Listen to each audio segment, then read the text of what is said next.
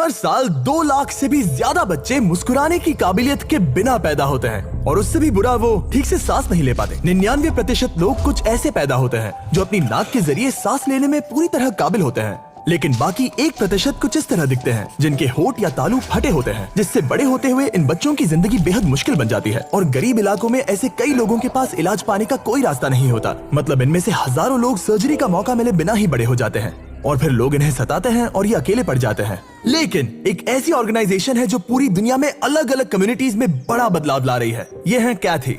40 साल पहले मुझे और मेरे पति को फिलीपींस जाने के लिए कहा गया। हम एक के बाद एक कई इलाकों में गए और हमने देखा कि ऐसे 300 बच्चे हैं जिनके होंठ या तालू फटे हुए हैं। समझ नहीं आ रहा था क्या करें। कहा जो कर सकते हैं वो करते हैं और हम बस 40 का इलाज कर पाए और बाकियों को वापस भेजना पड़ा। फिर हमने खुद से कहा ओके, हमें वापस जाना ही होगा। और यही शुरुआत थी ऑपरेशन स्माइल की और 40 सालों में इन्होंने लगभग 4 लाख सर्जरीज में सफलता पाई है और वो पेशेंट्स पूरी दुनिया में 36 अलग अलग देशों से थे। लेकिन यहाँ मेक्सिको में क्लेफ्ट केसेस की संख्या तेजी से बढ़ रही है और अकेले इसे संभालना बहुत मुश्किल हो रहा है। उन्हें सच में हमारी मदद की जरूरत है। तो डैरेन और डैन प्लेन से प्लेब्ला मेक्सिको पहुँच गए, एक ऐसा शहर जिसका लैटिन हिस्ट्री और कल्चर काफी रिच है। उनके आते ही डैन को इस शानदार शहर को ऊपर से देखने का अनोखा मौका मिला। उसे सुबह कैथीड्रल बेल को रिंग करने के लिए बुलाया गया था।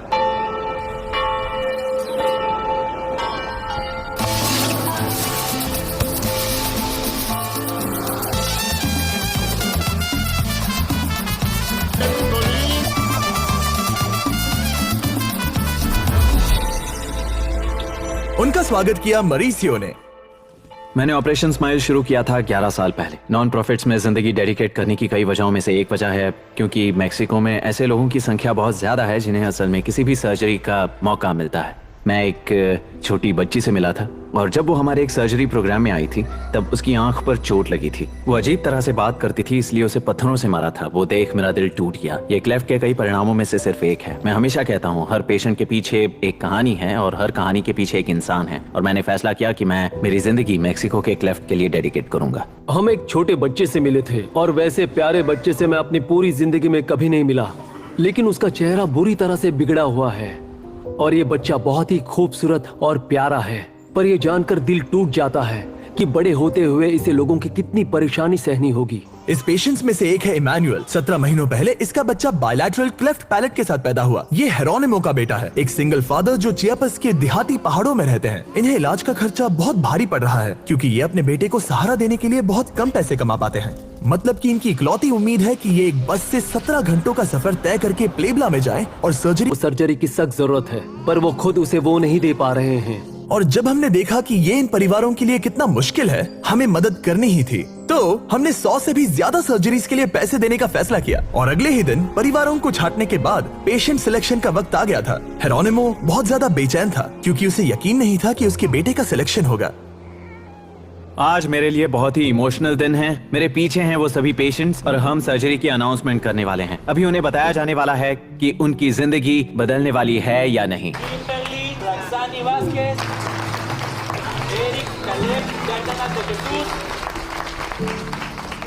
97 पेशेंट्स पहले ही सिलेक्ट हो चुके थे और हेरोनिमो की उम्मीद टूट रही थी।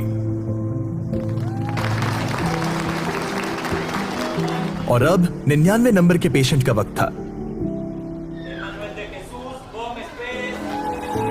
उन्होंने कर दिखाया। देखो उनके चेहरे पर कितनी राहत है।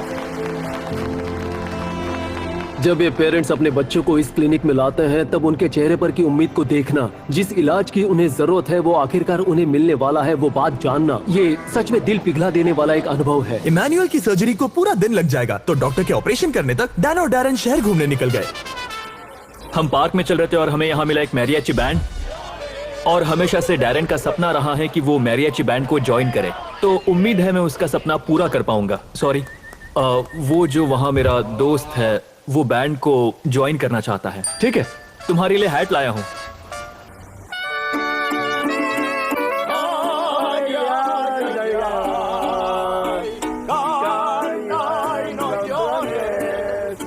शायद हमें ये बंद करना चाहिए, ये बहुत ही बुरा है। शानदार अनुभवों में से एक था। इससे दिखता है कि डैरेन की जिंदगी कितनी बोरिंग है।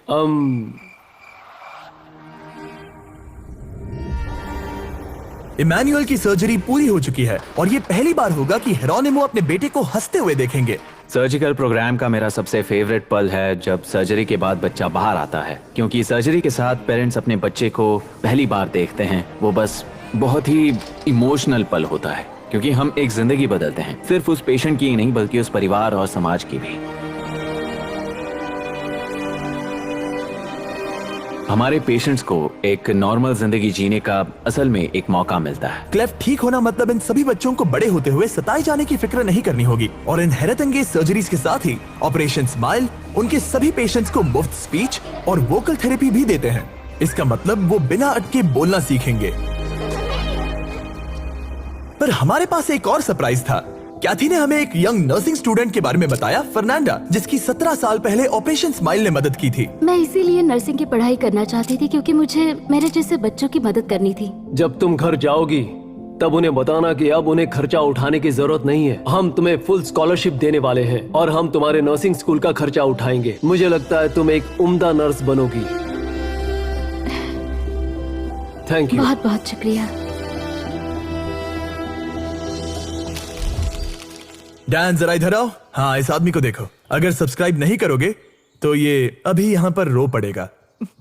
वो सब्सक्राइब करेंगे तो जरूरत नहीं। ठीक है। हाँ, ऐसे ही खत्म कर दो।